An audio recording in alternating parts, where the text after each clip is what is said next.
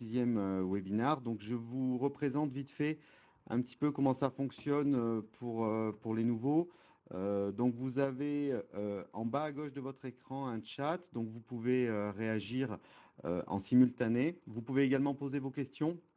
Donc nous on a pris le parti pour éviter de trop saccader la présentation, de répondre aux questions à la fin. Donc on essaye de répondre au maximum aux questions, mais on est toujours un petit peu pris par le temps. Donc n'hésitez pas à mettre vos questions au fur et à mesure. Sabine est avec moi en backstage pour prendre les questions et elle me les fera passer au fur et à mesure à la fin. Si vous avez des questions d'ordre technique, des problèmes de connexion, en bas à droite de votre écran, vous avez une petite bulle violette. Vous pouvez vous en servir pour interpeller la personne de Webikeo qui assure la technique de ce webinaire et qui s'assure de la bonne réalisation. Donc n'hésitez pas, si vous avez un souci de connexion ou un quelconque autre souci, à utiliser cette petite bulle. Donc de la même façon, comme d'habitude, donc on a une présentation qui sera téléchargeable à la fin de ce webinaire. Et n'hésitez pas à remplir, une fois que ce webinaire sera terminé, le questionnaire de satisfaction. Nous avons encore plein d'autres webinaires qui sont programmés sur cette année. Donc, on essaye d'évoluer chaque fois, de faire de mieux en mieux. Donc, n'hésitez pas à remplir ce questionnaire, ça nous aide toujours à évoluer. Donc, bienvenue à tous. Nous allons aujourd'hui présenter un webinaire sur les équipes de soins primaires. Donc, pour ceux qui ne me connaissent pas, donc, Philippe Gras, je suis infirmier, infirmier libéral, formateur chez Orion Santé et je m'occupe également de développement commercial et je suis le présentateur vedette de ces webinars. Derrière, nous avons Sabine, que vous ne verrez pas aujourd'hui, qui a décidé de rester dans l'ombre, qui va m'aider à gérer ce webinar. Voilà, Sabine qui est responsable du pôle production de chez Orion et qui s'occupe que vos formations se passent toujours le mieux possible. Voilà pour les petites présentations. Vite fait, une petite présentation d'Orion Santé, comme à chaque fois. Donc, nous sommes une société qui existe depuis 14 ans. Non, Stéphane Valli, je ne suis pas Michel Drucker. Qui existe depuis 14 ans, qui est aujourd'hui leader dans la formation des infirmiers libéraux, puisque nous formons plus de 12 000 infirmiers libéraux dans le cadre du DPC, dans le cadre du FIFPL, également dans le cadre du financement personnel. Donc nous avons une grande expertise dans le domaine de la formation et nous avons décidé depuis la fin de l'année dernière et plus particulièrement sur l'année 2018 de multiplier ces webinars, ces classes virtuelles qui nous permettent de vous tenir au courant de l'actualité qui peut vous intéresser pour les infirmiers mais également pour les autres professionnels parce que ce webinaire est également ouvert à tous les professionnels de santé libéraux. Vous comprendrez aisément pourquoi tout à l'heure. Donc voilà pour la petite présentation d'Orion, mais je pense que tout le monde nous connaît ou presque. Donc nous allons parler des équipes de soins primaires. Donc c'est peut-être quelque chose de nouveau pour vous. C'est quelque chose qui a été mis en place en 2016 avec la loi de santé. Donc je reprends, oui, je ne vous ai pas donné le programme. Donc on verra l'origine des équipes de soins. J'avais commencé un petit peu prématurément. On verra ce qu'est une ESP, les protocoles pluriprofessionnels qui peuvent être à l'intérieur de ces ESP, pardon, et la coordination et les outils connectés. C'est tout ça qui va nous aider à faire ce webinaire, parce que vous comprendrez aisément que l'ESP n'est qu'une façon d'améliorer la coordination au niveau de notre exercice libéral. Donc nous allons commencer par l'origine des équipes de soins primaires. Donc c'est quelque chose qui a été introduit dans la loi de modernisation de notre système de santé qui date de janvier 2016, donc qui a été réalisée par Marisol Touraine. Je vous fais grâce des articles, mais il y a 3 articles qui décrivent ça. Donc cette loi de modernisation du système de santé, si on veut la décrypter rapidement, elle a fait le constat que nous, professionnels de santé libéraux, nous péchions par la coordination. Alors, peut-être pas qu'on ne la faisait pas, loin de là, je pense, sinon ça ne marcherait pas, mais tout du moins que nous ne la tracions pas. C'est-à-dire que cette coordination que nous faisions sur nos patients avec les autres professionnels de santé, on est incapable aujourd'hui d'en assurer le suivi, d'en assurer la traçabilité, donc chose qui nous a été aujourd'hui reprochée. Et très clairement, les propositions qui ont été faites au niveau de cette loi de modernisation de santé vont être un virage important pour notre profession et pour notre exercice, puisque si nous ne réussissons pas à prouver et à améliorer notre coordination, ce cette loi de santé donnait peu d'espoir à l'exercice libéral. Donc je crois réellement qu'il faut qu'on prenne conscience qu'aujourd'hui, euh, ces organisations sont un petit peu l'avenir. Et vous verrez, en plus, pour une fois, on nous a proposé quelque chose qui est relativement simple, qui n'est pas lourd à constituer et qui va peut-être nous permettre de nous sortir de ce mauvais pas. Donc voilà, c'est pour ça qu'on tenait, Orion, à vous tenir au courant de ça et de vous expliquer un petit peu comment ça fonctionne. Alors, qu'est-ce qu'une ESP? Donc, équipe de soins primaires. Donc, c'est un ensemble de professionnels de santé qui va concerner les soins de premier recours. Donc, je rappelle que les soins de premier recours sont la médecine de ville, les médecins généralistes, les infirmiers, les kinés. Donc, vraiment les soins de premier recours de première intention, on pourrait dire également. Donc ces ESP vont être constitués à minima d'un médecin et d'un professionnel de santé paramédical, que ce soit infirmier, kiné, peu importe. Euh, il va falloir définir ensemble une thématique commune bénéficiant aux patients. Alors cette thématique, pardon, elle sera dans le projet de l'ESP qui qui va tenir compte de la spécificité de votre région. Effectivement, si vous allez sur le site de vos ARS, vous pouvez avoir accès aux projets de santé, qui sont des projets de santé bien entendu régionaux, et qui vont émettre des catégories de patients qui posent souci chez ces personnes-là, pour ces pathologies-là. Donc pour certains, ça va être les patients diabétiques, pour d'autres, ça va être les patients polypathologiques. Donc on se renseigne sur le projet de santé de notre région et le SP va décider de faire son propre projet de santé en se servant de ces thèmes-là et qui vont bien entendu bénéficier aux patients. Donc en fait, le SP, c'est un regroupement de professionnels qui va améliorer la coordination au bénéfice du patient pour des prises en charge complexes qui méritent une coordination particulière. Au niveau de la forme juridique, elle est libre. Et c'est là que je vous dis que c'est quelque chose d'assez léger, puisqu'aujourd'hui, nous rencontrons des professionnels qui n'ont pas forcément envie de se mettre sous le même toit, de monter une société où il y a des frais, où il y a une obligation d'organisation. La forme juridique est libre.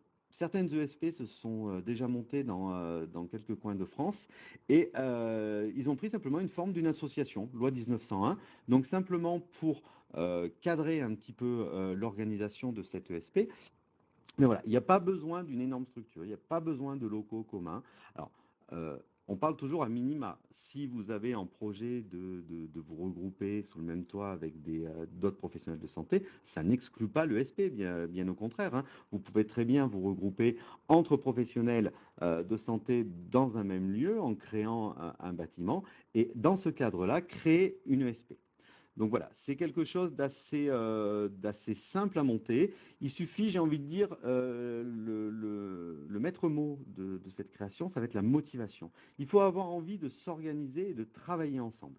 Pour l'instant, les ESP qui se sont constitués sont des professionnels qui avaient plus ou moins l'habitude déjà de travailler ensemble et qui avaient envie de formaliser ça.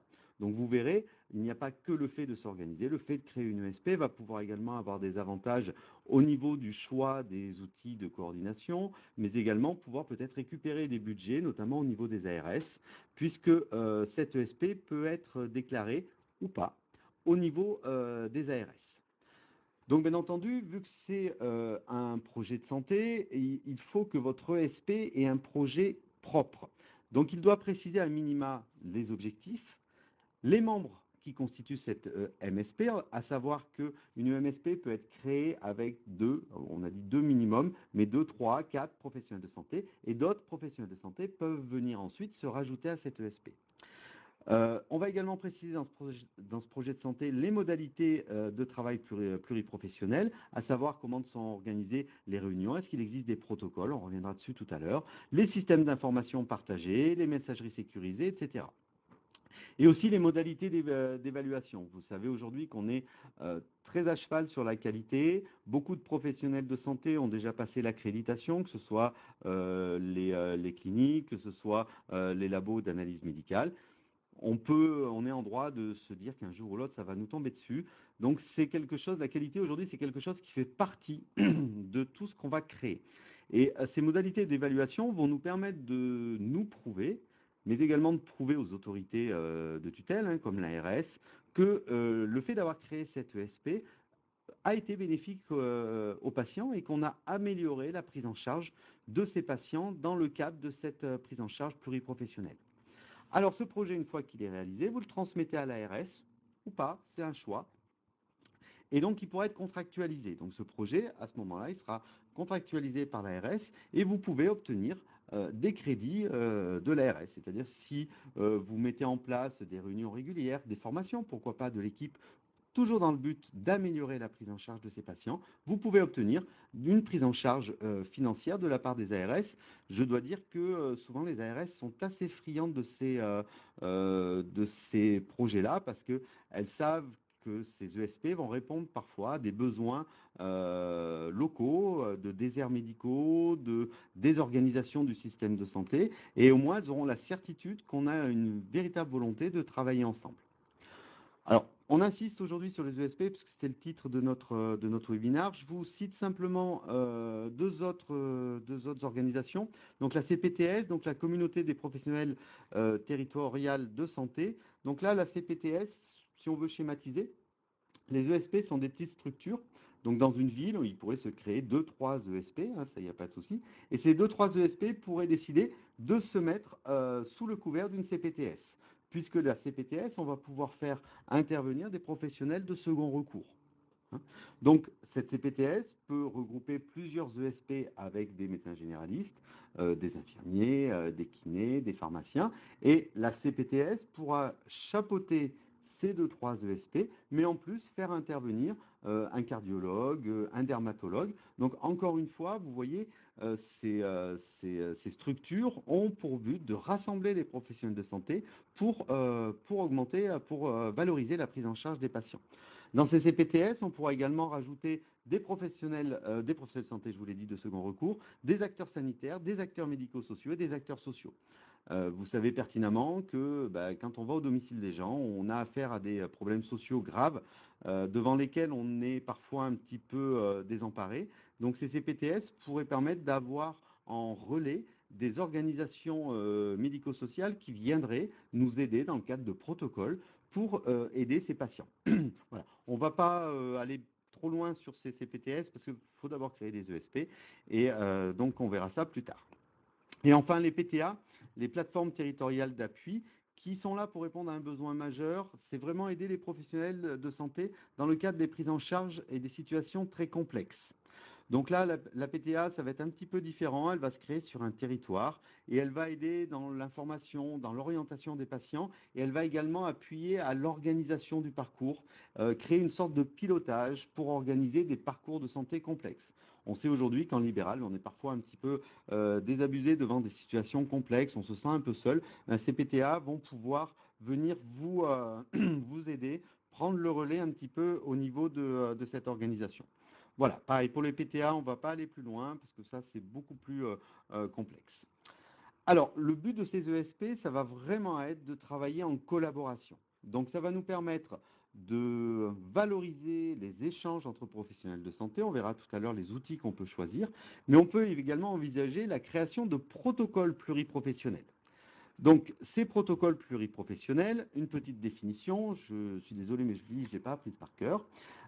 Donc, c'est un protocole pluriprofessionnel traduit la volonté partagée d'associer des compétences médicales, soignantes, médico-sociales pour mieux prendre en charge une situation concernant une ou des maladies aiguës ou chroniques. Il répond à un problème pluriprofessionnel identifié par une équipe au sein d'une structure de soins ou sur un territoire. Donc, qu'est-ce que c'est que ces protocoles? C'est des choses qui vont être créées au niveau des ESP, c'est-à-dire qu'une fois que vous aurez créé votre ESP, vous allez un petit peu vous rencontrer et voir quelles sont les situations les plus embêtantes au quotidien. Je prends un exemple, j'ai rencontré une ESP la semaine dernière, ils m'ont dit, voilà, nous, les médecins et les infirmiers m'ont dit, notre problème, c'est la gestion des AVK, parce que voilà, c'est un petit peu embêtant. Donc, je leur ai proposé de créer un protocole de gestion des AVK. Alors un protocole, ça se monte comment? Vous allez décider du sujet de ce protocole. La première étape, c'est préparer le protocole, donc qui va participer à ce protocole, puisqu'il y aura des signataires, des co-signataires, et seuls ceux-ci seront habilités à utiliser ce protocole. Donc, ce protocole va falloir choisir le thème. Donc, on prend par exemple le thème des AVK. Vous allez ensuite, dans un deuxième temps, élaborer le protocole. Donc, vous pouvez créer un groupe de travail au sein de votre ESP qui va créer le protocole. Il en existe déjà des tout faits sur Internet, quoi qu'il en soit. Ce protocole devra suivre la littérature scientifique avérée, à savoir, vous allez récupérer les recos de la HAS, pardon, concernant la gestion des AVK. Il y a une reco qui fait 4 pages, qui explique le surdosage, le comportement en cas de surdosage dans les AVK. Et donc, vous pouvez prendre ça comme base de travail, et ensuite, vous le travaillez, vous l'améliorez, vous en faites quelque chose qui est vraiment nécessaire pour vous, qui va autonomiser les infirmières dans le cadre de cette prise en charge des ESP. Ce protocole, il est signé par les médecins, par les infirmières, et avec bien sûr une date, une durée. Pendant la durée de ce protocole, les gens qui ont signé ce protocole pourront l'appliquer. Alors, il n'y a aucune obligation à l'intérieur d'une ESP. On peut très bien envisager qu'il y ait un médecin, une infirmière qui ne veuille pas participer à ce protocole. Dans ce cadre-là, il n'est pas signataire ni co-signataire de ce protocole et il n'a pas à l'utiliser. Et en fait, mettre en œuvre et suivre ce protocole. Donc, encore une fois, on rentre dans le cadre d'une démarche qualité. Donc, vous allez mettre en œuvre, c'est-à-dire que ce protocole, il est daté, il commence à telle date, il a une durée, puisque un protocole, c'est fait bien évidemment pour évoluer en fonction de l'évolution de la littérature et des études. Et vous allez assurer un suivi de ce protocole. On va vous demander de décider d'indicateurs. C'est-à-dire, par exemple, dans le cas des AVK, combien l'année dernière vous avez eu de réhospitalisation suite à un surdosage en AVK? Combien, à partir du moment où vous allez mettre ce protocole, vous avez d'hospitalisation? Vous en avez eu 15 l'an dernier. À partir de la mise en place de ce protocole, vous êtes tombé à 5. C'est un indicateur qui va nous permettre de dire que notre protocole, il est bien fait, il est utile et il est bénéfique aux patients. Encore une fois, tous ces protocoles, vous pouvez obtenir de l'aide de temps ou de l'aide même financière de la part des ARS. Donc lorsqu'on peut créer des choses qui nous facilitent le travail, qui nous facilitent le quotidien, j'ai envie de dire, allons-y. Et dans le cas de ces ESP, c'est beaucoup plus facile parce que vous êtes des professionnels qui avaient envie de travailler ensemble. On continue un petit peu rapidement parce que j'ai déjà pris pas mal de temps sur la coordination et les outils connectés. Donc la coordination, c'est vraiment là où on pêche. Encore une fois, je sais comment ça se passe. La coordination, elle est faite, mais elle est rarement tracée. C'est un coup de fil, c'est un SMS, c'est un mail. Il faut savoir que ça, c'est un, illégal, et deux, ce n'est pas traçable. Donc en fait, cette définition de la coordination, ça va être les échanges qui sont faits entre les professionnels de santé, qui vont s'échanger des informations afin d'améliorer, de valoriser la prise en charge des patients.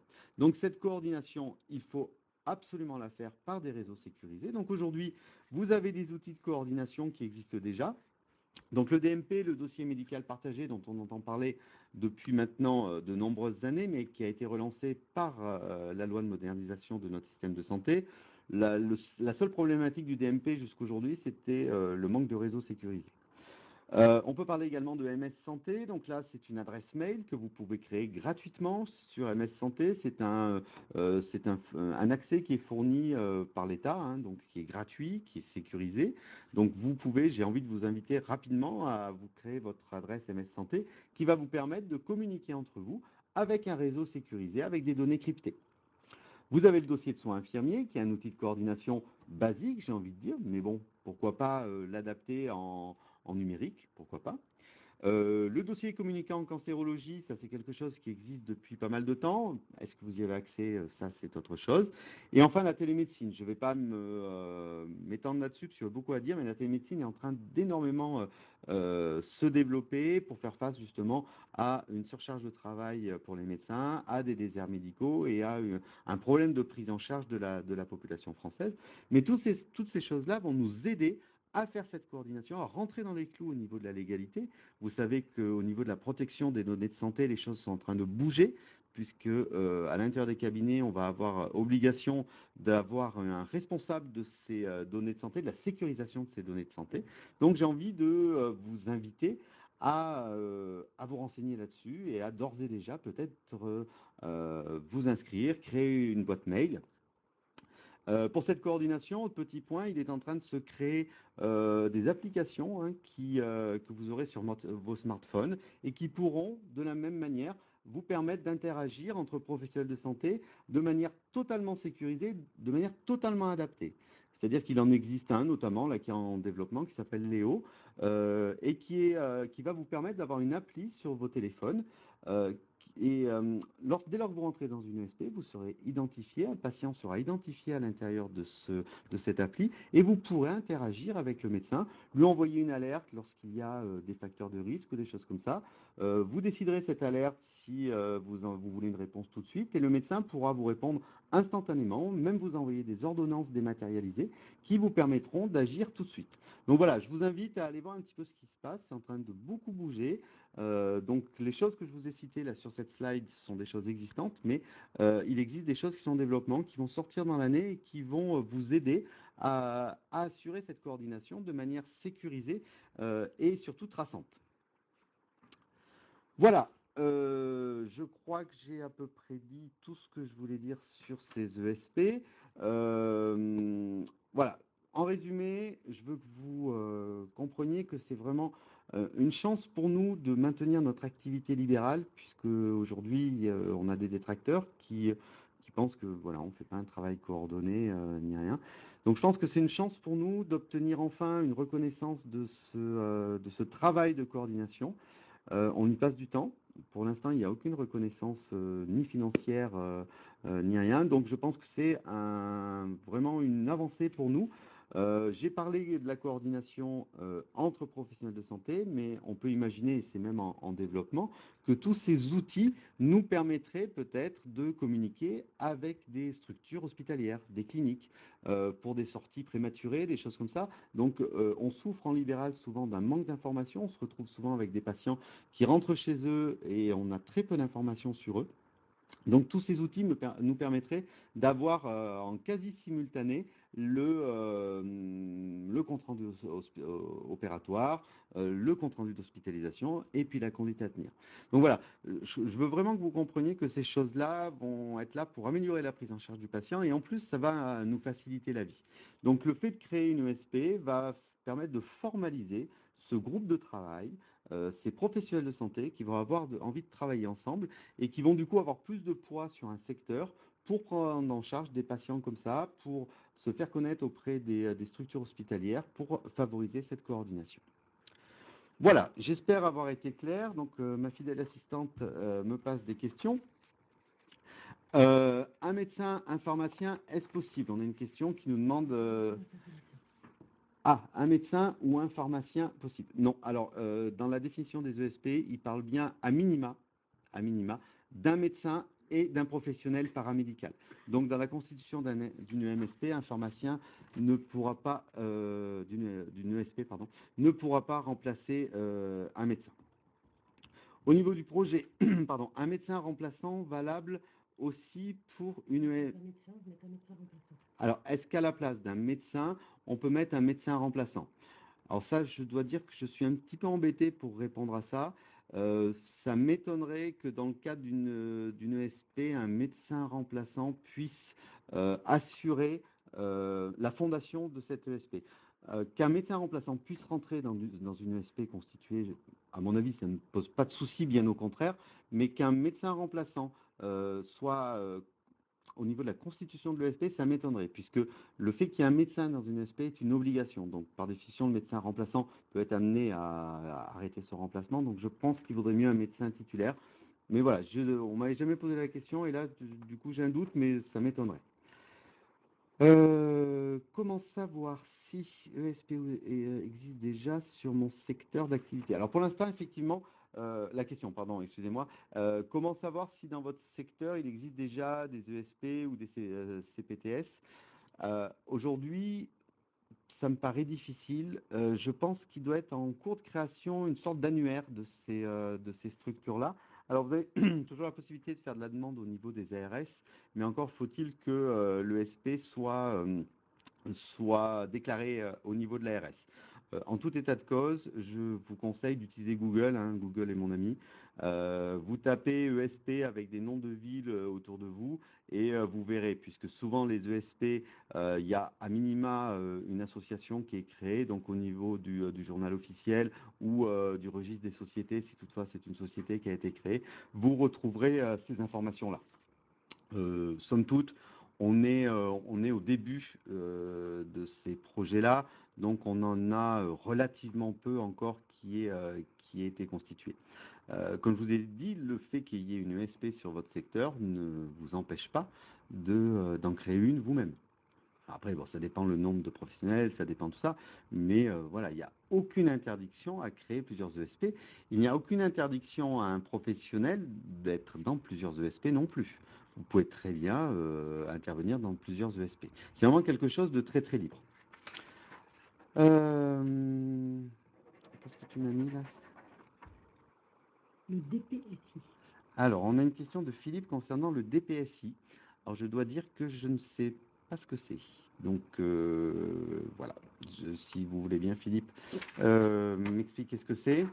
Des tuyaux pour dossier de soins infirmiers numérisés. Des tuyaux, c'est-à-dire des renseignements.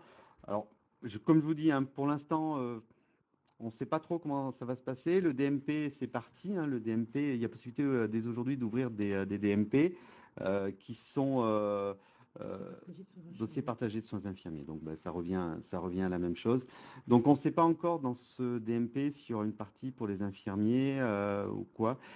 Pour l'instant, comme je vous disais, il y a ces logiciels qui sont en train de se créer, ces applis qui vont permettre certainement de développer ce dossier de soins. On a autre chose, on a le BSI hein, qui va, comme vous le savez, remplacer la DSI courant 2019 et qui, à mon avis, sera la base du dossier infirmier partagé. Mais voilà, pour l'instant, on en est encore à des choses assez abstraites. Et j'ai envie de dire, la seule chose dont il faut être conscient, c'est que plus on sera actif pour se créer des outils personnels, moins on subira des outils qu'on nous imposera. Donc j'ai envie de dire, allez voir rapidement ce qu'il existe, comme je vous disais, hein, des applis connectées qui vous permettent de faire votre coordination. Le BSI, c'est pareil. Prenez le temps de vous former, de découvrir cet outil qui, à mon avis, deviendra un outil de coordination très important. Quel est le nom de l'application? Non, Léo. L-E-O. Léo. Donc ça, c'est voilà, c'est une appli qui est en cours de développement pour les professionnels de santé libéraux et qui va permettre de communiquer entre nous. Vous aurez des infos assez rapidement là-dessus. Une ESP peut-elle être constituée d'un seul cabinet IDE plus plusieurs médecins de différents cabinets? Oui, tout à fait. Comme je vous disais, il n'y a aucune obligation, c'est simplement des professionnels de santé qui ont envie de travailler ensemble. Donc si vous avez un cabinet de 5-6 infirmiers, vous pouvez très bien commencer avec un médecin, vous allez rencontrer un médecin avec lequel vous avez envie et l'habitude de travailler, vous lui posez la question, et voilà, il rentre dans cette ESP, et après, libre aux autres de venir vous rejoindre au fur et à mesure. Donc là, il n'y a pas de souci. Les aides-soignantes, j'ai une question sur les aides-soignantes. Le problème, c'est qu'une aide-soignante n'a pas de statut libéral. Donc ça me paraît difficile dans une ESP, à moins que la législation évolue. À nous de faire valoir après que si on s'organise, on est peut-être en mesure de pouvoir salarier des aides-soignantes. Mais là, on extrapole. On n'en est pas là aujourd'hui. Alors, toujours des petits papiers qui arrivent, beaucoup de questions. Alors, la question, c'est logiciel IDE plus DPSI de l'URPS, donc dossier de soins infirmiers, plus Léo, ça fait beaucoup, point d'interrogation. Oui, je suis d'accord avec vous, mais vous savez, comme dans toute chose qui évolue rapidement, ça part un petit peu dans tous les sens. J'ai envie de vous dire, ne vous trompez pas quand vous choisissez, parce que vous allez voir beaucoup d'outils qui vont se créer. Certains sont adaptés, certains le sont moins, donc choisissez le bon. Et je suis persuadé qu'à terme, il y aura un écrémage qui se fera dans les applis, dans les logiciels. Et une fois qu'on aura un pool de logiciels, d'outils avérés, ils apprendront à communiquer entre eux afin qu'effectivement on n'ait qu'un seul outil à utiliser. Parce que je suis d'accord avec vous, le fait que les outils se multiplient, ça peut être très très compliqué. Mais voilà, je pense que ces choses vont se développer au fur et à mesure. Alors même si au départ c'est un petit peu un petit peu contraignant. Je vous invite quand même à essayer de vous y mettre rapidement parce que voilà, c'est quand on est précurseur quelque part, c'est peut-être nous qui essuyons les plâtres, mais d'un autre côté, on est à la pointe du progrès de ce qui se fait et c'est toujours intéressant quand on est en libéral de faire valoir ses capacités à évoluer rapidement. Le dossier de soins informatisé existe déjà. Le dossier de soins infirmiers informatisé existe déjà. Oui, on a plusieurs choses qui existent. Vous avez vos logiciels métiers qui vous permettent un dossier de soins infirmiers. Il y a des régions qui ont déjà choisi un logiciel infirmier. Donc oui, ça existe, mais aujourd'hui, ce n'est pas le fond du problème. Le fond du problème, c'est vraiment cette coordination entre les professionnels de santé et le fait de créer une ESP va permettre de formaliser tout ça. Les docteurs ne répondent pas au BSI sur messagerie sécurisée. Pourquoi BSI? L'expérimentation du BSI. Ah, sur l'expérimentation. Ils n'utilisent pas les messageries sécurisées. Ouais, ben je sais, c'est un problème. Après, encore une fois, dans les formations que je fais, c'est souvent ce qu'on me dit, oui, mais les autres n'ont pas de messagerie sécurisée. Je réponds toujours, si on part avec ce principe-là, jamais personne n'en aura. Donc j'ai envie de dire, plus vite vous en aurez une, plus les autres vous suivront, et peut-être qu'un jour, enfin sûrement qu'un jour, parce que c'est une obligation aujourd'hui d'avoir des messageries sécurisées, au fur et à mesure, les gens s'équiperont de messageries sécurisées. Donc j'ai envie de dire, à nous d'être les précurseurs, à nous de faire ce qu'il faut. Alors, certains me disent qu'ils ne trouvent pas Léo. Effectivement, c'est un outil qui est en cours de développement. Pour l'instant, il n'y a pas de site internet qui existe. Je vous demande juste de retenir le nom. C'est quelque chose qui va venir. Il va y avoir des communications qui vont se faire assez rapidement. C'est un produit qui est en train d'être présenté au niveau des URPS et tout ça. Donc, vous ne le trouvez pas sur internet, mais ne vous inquiétez pas. Vous pouvez revenir vers nous si vous avez besoin de plus de renseignements. Alors, allez, une dernière question. ESP avec un médecin et une IDE, ok. Oui, puisque j'ai dit qu'à minima, il fallait un médecin et un représentant d'une profession paramédicale. Donc oui et oui. Je ne peux pas être plus clair. Voilà, donc on va être obligé de se quitter parce que j'ai déjà 2 minutes de retard. J'espère que cette présentation vous aura plu. Dès la fin de ce webinaire, vous pourrez aller télécharger le document que je vous ai projeté pendant ce webinaire. Je vous invite également à aller répondre au questionnaire de satisfaction. Comme je vous ai dit, laissez un commentaire. Essayez de nous dire ce qui vous a plu, moins plus, qu'on pourrait améliorer. Et puis voilà, n'hésitez pas à nous contacter, allez sur notre site web orionsanté.fr ou même par mail contact@orionsanté.fr. Si vous avez des questions, si vous avez des interrogations, moi je suis toujours prêt à vous accompagner et à vous aider dans ce cheminement. Voilà, donc j'espère que cette présentation vous aura plu. Je vous annonce le prochain webinaire qui, de mémoire, va se dérouler fin mai et qui sera sur notre congrès qui se déroule cette année à Marrakech sur douleur et hypnoanalgésie en équipe de soins. Vous voyez, on ne s'éloigne pas du sujet et donc vous aurez la chance d'avoir un petit teasing sur ce congrès qui va être un rendez-vous de grande qualité, je peux vous le dire. Donc je vous communiquerai bien entendu les dates de ce prochain webinaire avec les liens d'inscription comme d'habitude. Donc voilà, écoutez, je vous remercie pour votre attention et puis vous dis à très bientôt. Merci, au revoir.